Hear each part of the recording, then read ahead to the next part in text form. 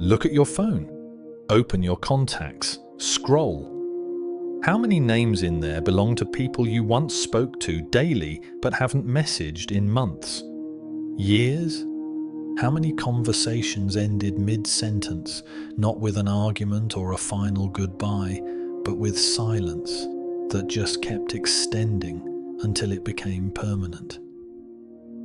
Quick question before we continue. Have you ever felt the urge to just vanish? Drop it in the comments. And don't forget to subscribe if you want to dive deeper into human behavior. Let's explore this more deeply. There's a specific kind of disappearance that happens in relationships. Not the dramatic kind, where someone storms out after a fight or makes a tearful announcement about needing space.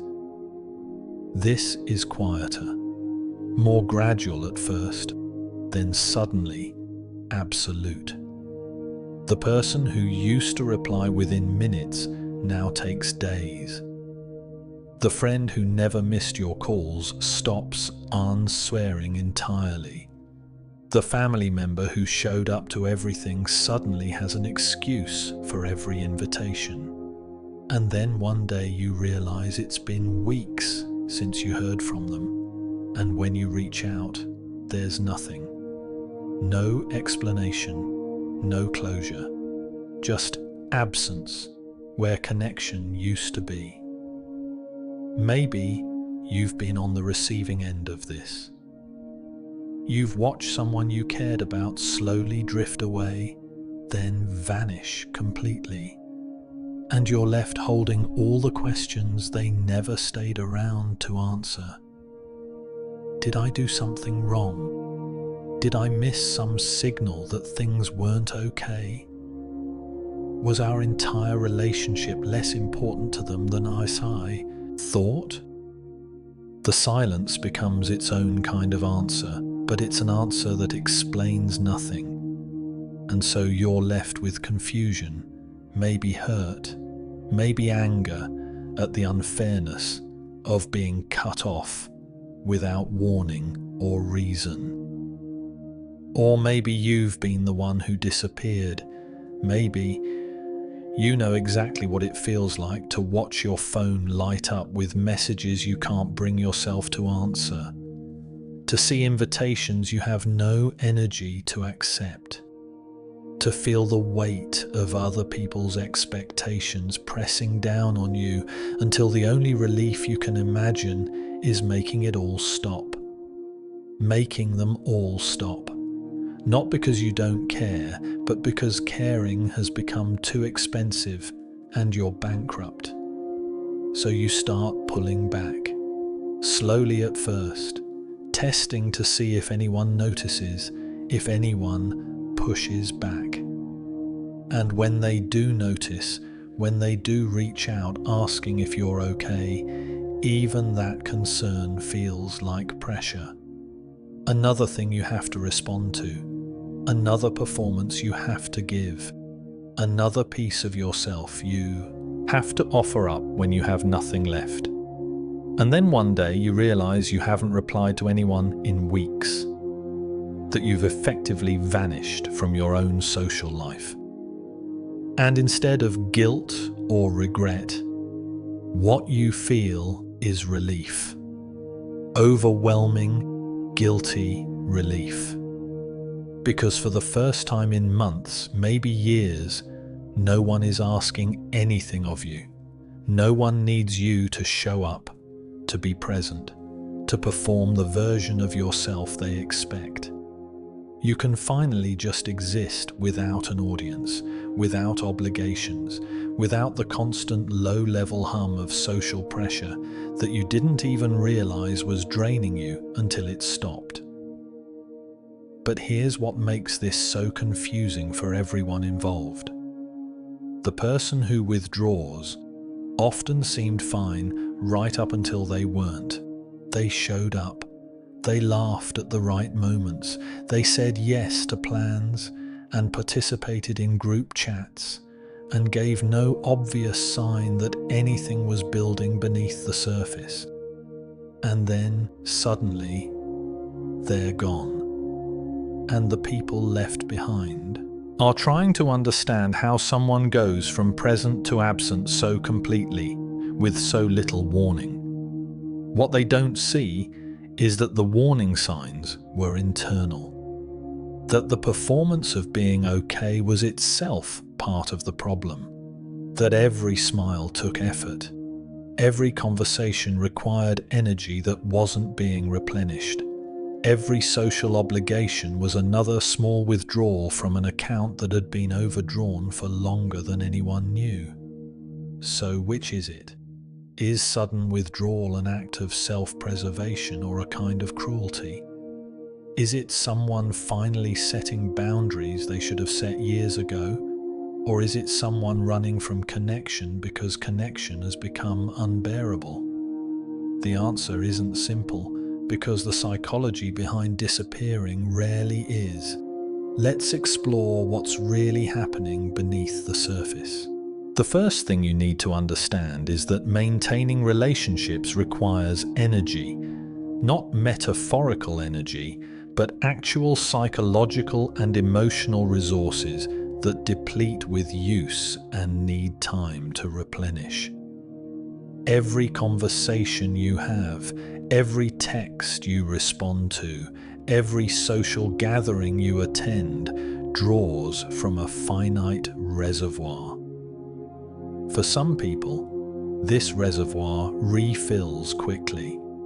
They can spend an entire day around others, go to dinner with friends, come home and still have enough left over to chat with their partner or call their parents. Their social battery, as it's often called, has significant capacity and recharges efficiently. But for others, the math is different. Every interaction costs more. Every social obligation requires a larger withdrawal, and the recharge time is longer, sometimes requiring days of complete solitude to restore what a single afternoon with others depleted. This isn't introversion in the casual sense that people use the term. This is something deeper, more physiological. It's the difference between preferring alone time and genuinely needing it to function, the way your body needs sleep or food. Without it, something fundamental begins to break down. Now imagine living in a world designed for people with large social batteries. A world where being available, being responsive, being present is not just appreciated, but expected. Where not answering a text within a reasonable time frame is seen as rude. Where declining invitations too often marks you as antisocial or problematic. Where the baseline assumption is that everyone can and should maintain multiple relationships, show up for others, participate in social life as a matter of course.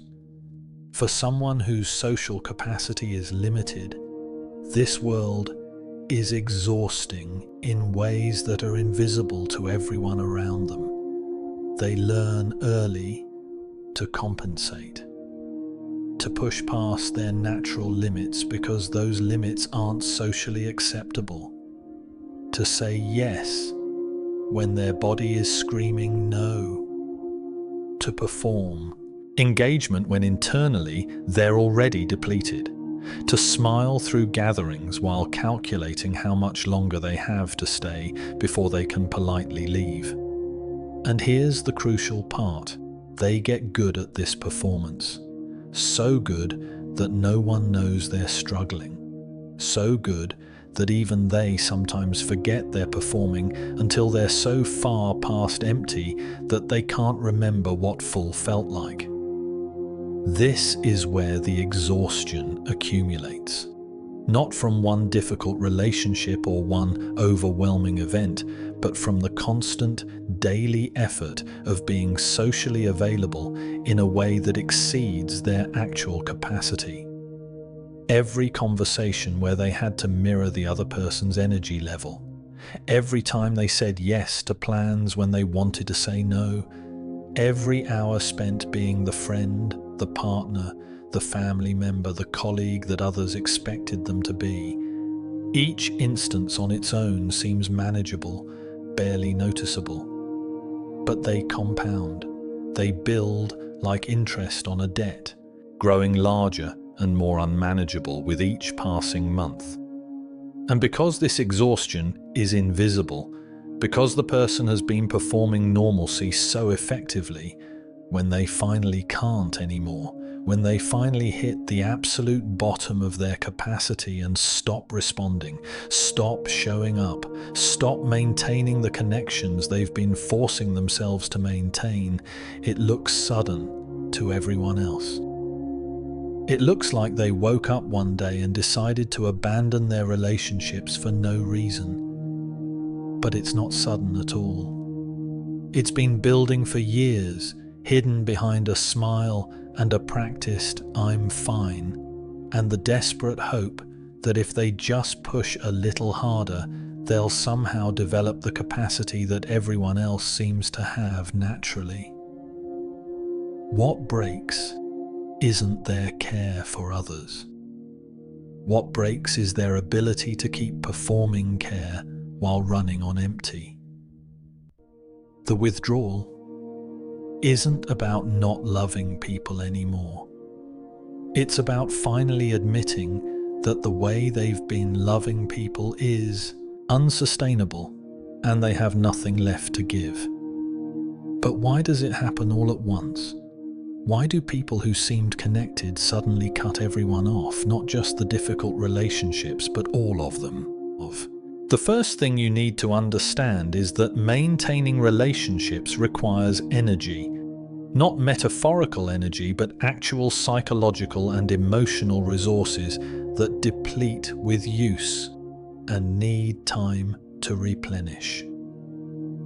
Every conversation you have, every text you respond to, every social gathering you attend draws from a finite reservoir. For some people, this reservoir refills quickly. They can spend an entire day around others, go to dinner with friends, come home and still have enough left over to chat with their partner or call their parents. Their social battery, as it's often called, has significant capacity and recharges efficiently. But for others, the math is different. Every interaction costs more, every social obligation requires a larger withdrawal, and the recharge time is longer, sometimes requiring days of complete solitude to restore what a single afternoon with others depleted. This isn't introversion in the casual sense that people use the term. This is something deeper, more physiological.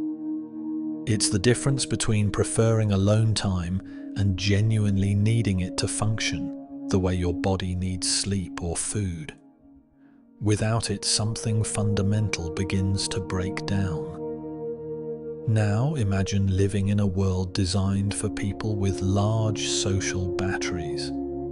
A world where being available, being responsive, being present is not just appreciated, but expected. Where not answering a text within a reasonable time frame is seen as rude. Where declining invitations too often marks you as antisocial or problematic.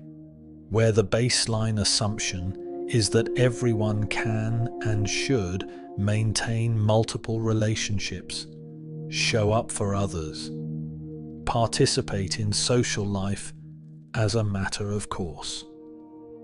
For someone whose social capacity is limited, this world is exhausting in ways that are invisible to everyone around them. They learn early to compensate, to push past their natural limits because those limits aren't socially acceptable, to say yes when their body is screaming no, to perform. It's an engagement when internally they're already depleted, to smile through gatherings while calculating how much longer they have to stay before they can politely leave. And here's the crucial part. They get good at this performance. So good that no one knows they're struggling. So good that even they sometimes forget they're performing until they're so far past empty that they can't remember what full felt like. This is where the exhaustion accumulates. Not from one difficult relationship or one overwhelming event, but from the constant daily effort of being socially available in a way that exceeds their actual capacity. Every conversation where they had to mirror the other person's energy level. Every time they said yes to plans when they wanted to say no. Every hour spent being the friend, the partner, the family member, the colleague that others expected them to be. Each instance on its own seems manageable, barely noticeable. But they compound. They build like interest on a debt, growing larger and more unmanageable with each passing month. And because this exhaustion is invisible, because the person has been performing normalcy so effectively, when they finally can't anymore, when they finally hit the absolute bottom of their capacity and stop responding, stop showing up, stop maintaining the connections they've been forcing themselves to maintain, it looks sudden to everyone else. It looks like they woke up one day and decided to abandon their relationships for no reason. But it's not sudden at all. It's been building for years, hidden behind a smile and a practiced "I'm fine," and the desperate hope that if they just push a little harder, they'll somehow develop the capacity that everyone else seems to have naturally. What breaks isn't their care for others. What breaks is their ability to keep performing care while running on empty. The withdrawal isn't about not loving people anymore. It's about finally admitting that the way they've been loving people is unsustainable and they have nothing left to give. But why does it happen all at once? Why do people who seem connected suddenly cut everyone off, not just the difficult relationships, but all of them? There's a moment that happens before someone disappears completely.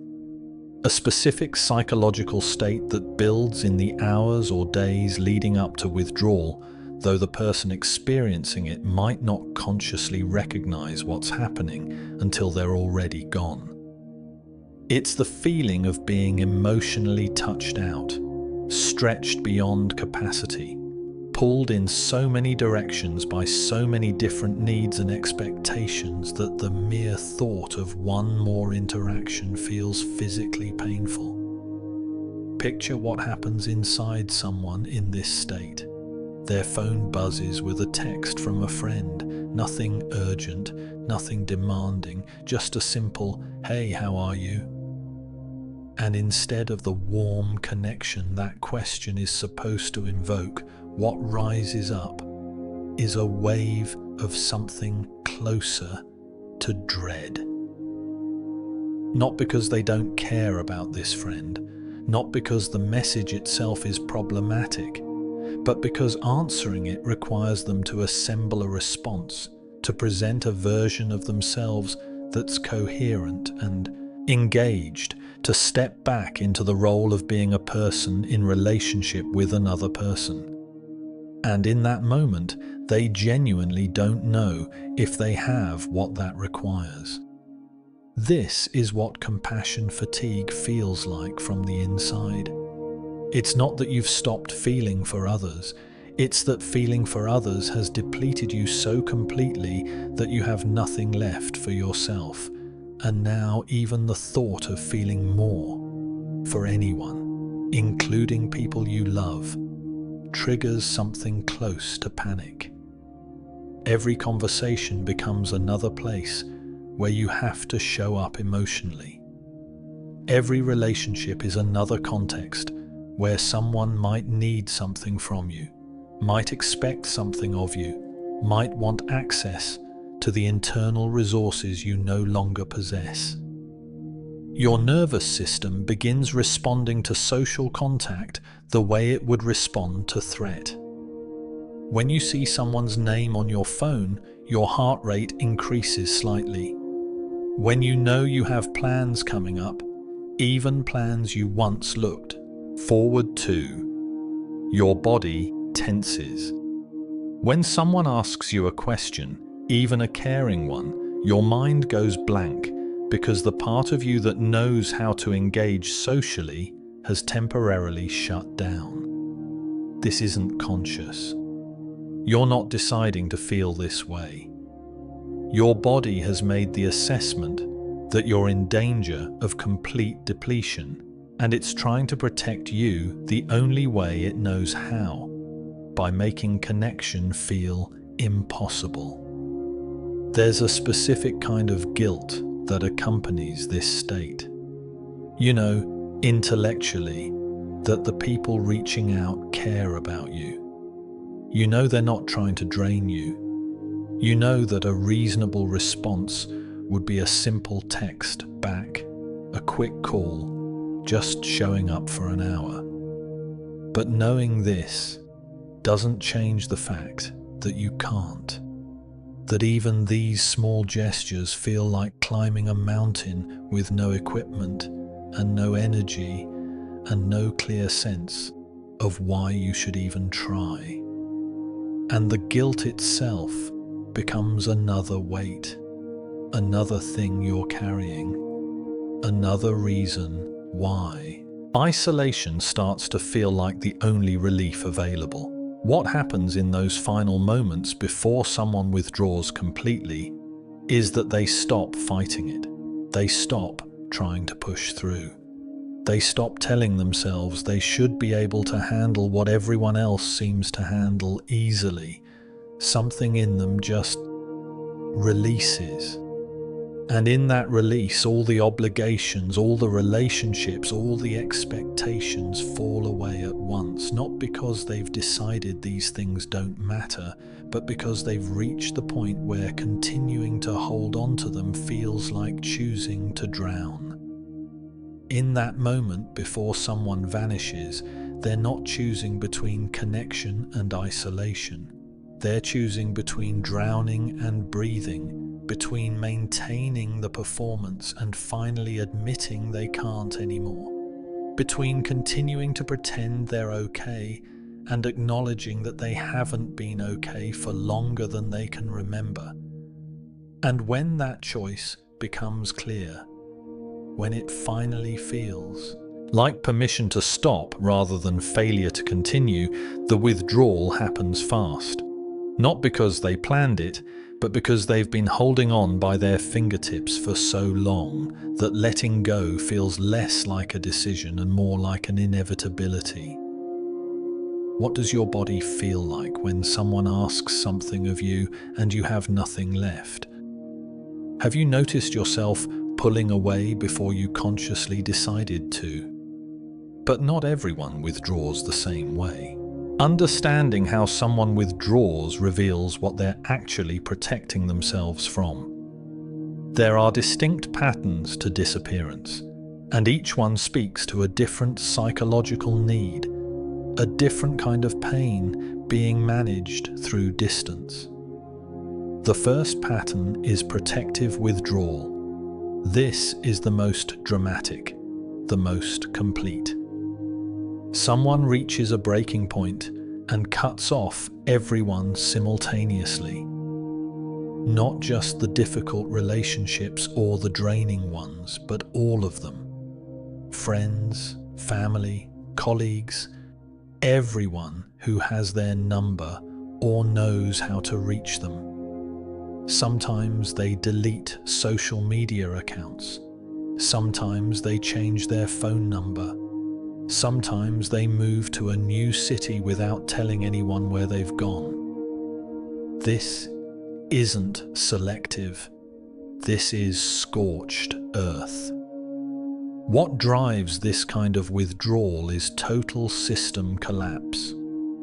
The person has pushed so far past their capacity for so long that every single relationship, regardless of its quality, feels like a threat to their survival. They need to start over completely to rebuild themselves in isolation before they can risk connection again.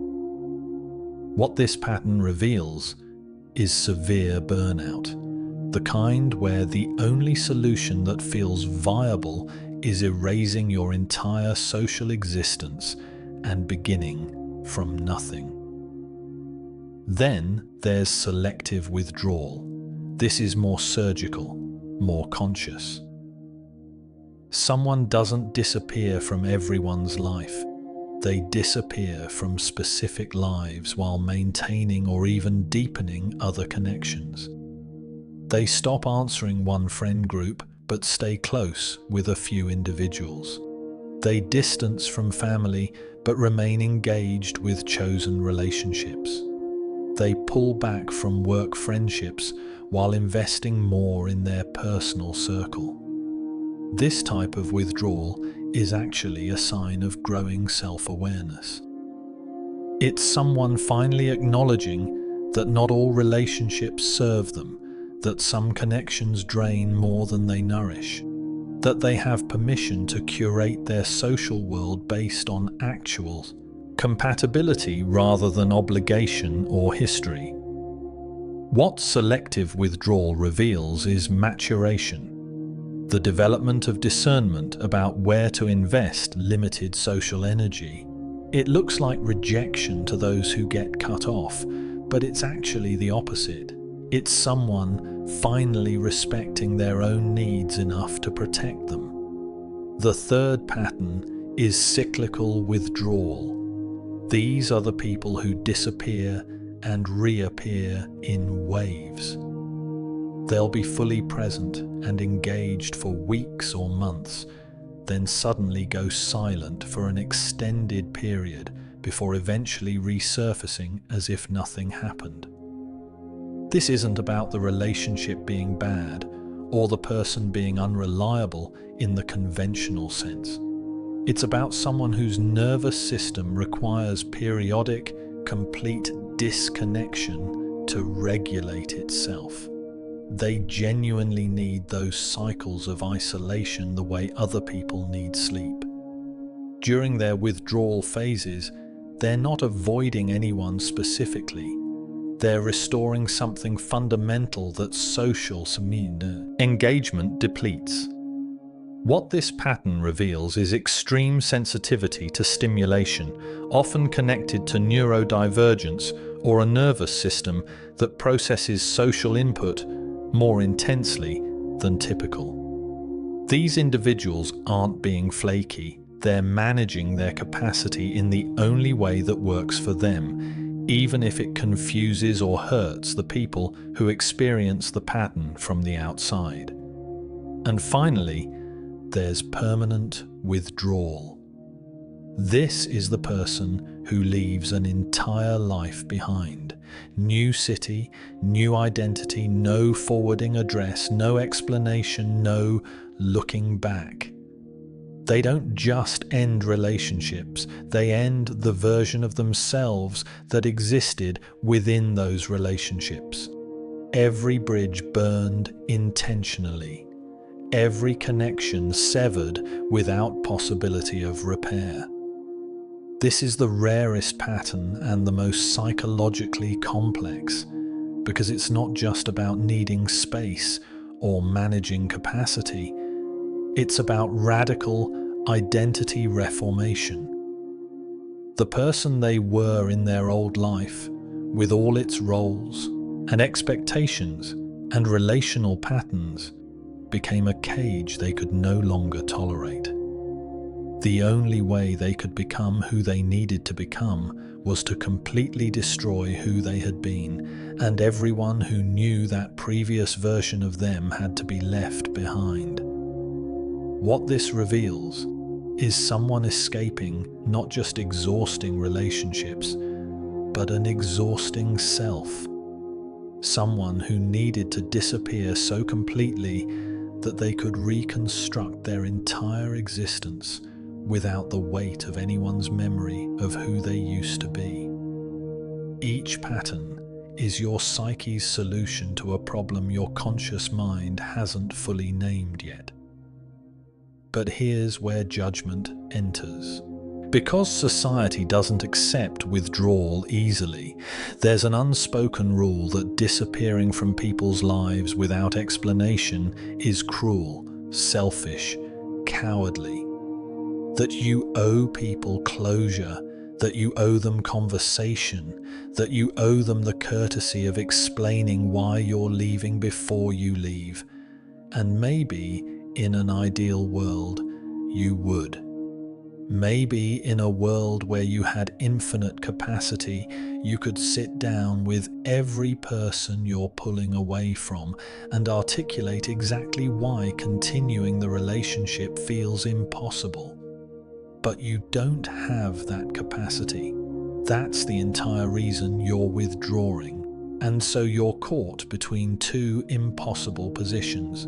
Staying connected feels like it will destroy you, but leaving without explanation feels like destroying others. But here's where it gets more complicated, where the line between self-preservation and self-harm becomes harder to distinguish. Because sometimes withdrawal stops being about protecting yourself from genuine depletion and starts being about protecting yourself from vulnerability itself. Sometimes isolation becomes the default response, not because you've been drained by connection, but because connection inherently terrifies you. And learning to tell the difference matters, because one is a necessary boundary, and the other is an avoidance pattern that will eventually cost you more than it protects. Pay attention to what happens after you withdraw. Do you feel relief? A sense of breathing room, of pressure lifting, of finally having space to exist without performance? Or do you feel relief mixed with a deepening loneliness, a sense that you want connection but can't tolerate it? That you're isolating not because it feels good, but because everything else feels worse? There's a significant difference between someone who withdraws and finds genuine restoration in solitude and someone who withdraws and finds only temporary escape from pain that isolation itself intensifies. Notice also if this becomes your pattern. If every relationship, regardless of how healthy or compatible, eventually reaches a point where you need to disappear from it. If you find yourself starting over repeatedly, building new connections, only to abandon them once they reach a certain depth or demand a certain level of consistency. If the story you tell yourself is that everyone eventually becomes too much, that all relationships eventually drain you, that you're just someone who needs more space than others can give. Because sometimes that's true. Sometimes you genuinely do need more space, more autonomy, more solitude than conventional relationships allow for. But sometimes what looks like everyone being too much is actually intimacy being too much. And that's not about capacity. That's about fear. When withdrawal stops being self-care and becomes self-harm, it usually shows up in this contradiction. You feel lonely, but can't make yourself reach out. You want connection, but the moment someone gets close, something in you recoils. You keep trying to build relationships, but abandon them at the same stage every time, often right when they're transitioning from casual to meaningful. This isn't about your social battery being depleted. This is about some part of you having decided that being known is more dangerous than being alone, that vulnerability is a threat you need to protect yourself from, that the inevitable hurt of connection isn't worth whatever joy it might offer. There's often a history behind this pattern. Repeated experiences of people leaving, betraying trust, using vulnerability as a weapon, proving that opening up leads to pain. And so your psyche learned to preemptively withdraw, to leave before being left, to isolate before being abandoned. The logic makes sense. If you never let anyone close enough to hurt you, you never get hurt. But the cost is that you also never get truly known. You never experience the particular kind of safety that comes from being seen, completely and accepted anyway. You trade the risk of betrayal for the certainty of isolation, and somewhere along the way, isolation stops feeling like protection and starts feeling like prison. Sometimes you're not protecting yourself from others. You're protecting yourself from the vulnerability of being known, and that protection becomes a cage. So how do you know which kind of withdrawal you're experiencing? You start by being honest with yourself about what you're actually withdrawing from. Not the story you tell yourself, not the justification that makes it easier to disappear, but the actual truth beneath the impulse. Are you pulling away because you've genuinely reached your capacity and need restoration? Or are you pulling away because someone is getting close enough to see parts of you that feel too vulnerable to expose? Are you protecting your energy or protecting your fear? The answer to this question changes everything about what withdrawal means and what you need to do about it. If you're withdrawing because you're genuinely depleted, because you've been operating beyond your capacity for too long and your nervous system is demanding rest, then the solution isn't to force yourself back into connection. It's to honor that need without shame. To recognize that needing significant solitude doesn't make you broken or antisocial or incapable of relationship. It makes you someone with specific needs that deserve respect, including from yourself. But honoring that need doesn't require ghosting. It doesn't require disappearing without explanation or cutting people off without warning. What it requires is communication, even minimal communication, even if that communication is simply, "I need to step back for a while. This isn't about you. I'll reach out when I'm able." This is what ethical withdrawal looks like. It's conscious rather than reactive.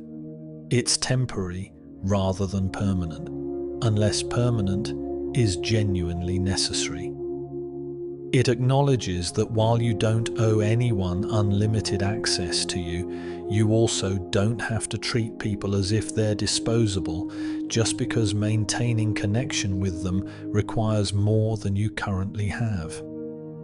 A single message that says, "I'm going through something and need space, I care about you but I can't engage right now," costs almost nothing and prevents the confusion and hurt that complete silence creates.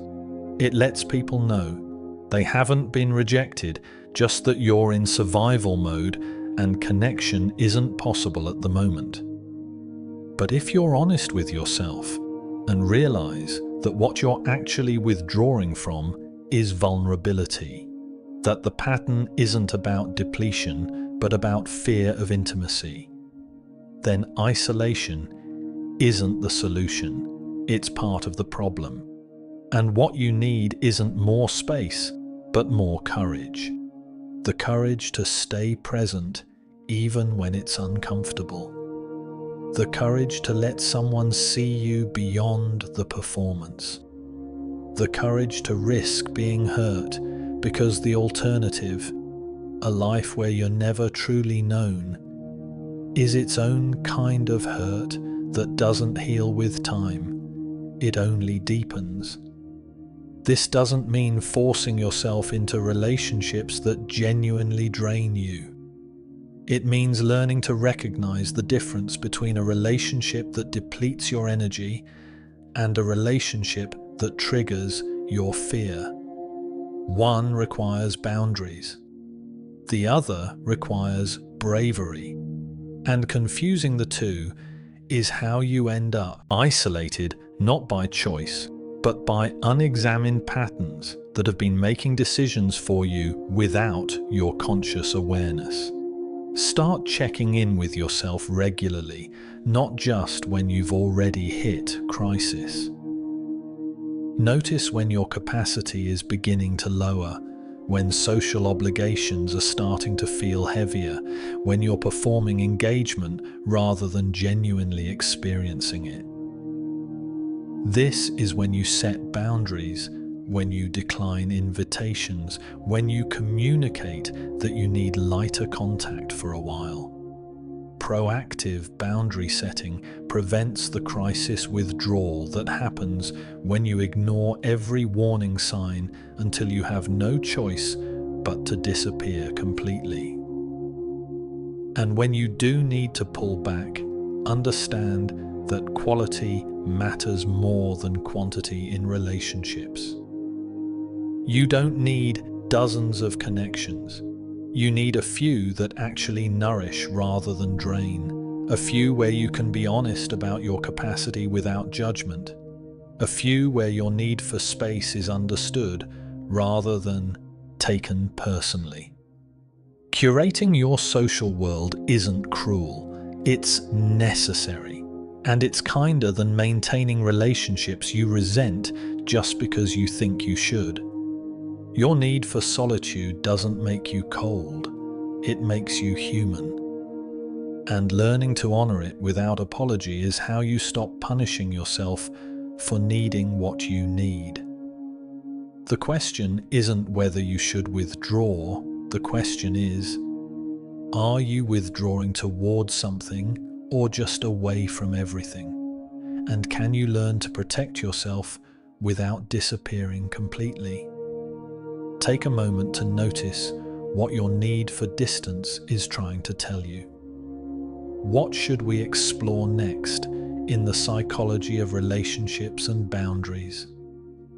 Drop your ideas below. If you enjoyed this video, make sure to like, subscribe, and turn on notifications. Sometimes the bravest thing you can do is admit you need to step back. And sometimes the hardest thing is learning when to step forward again.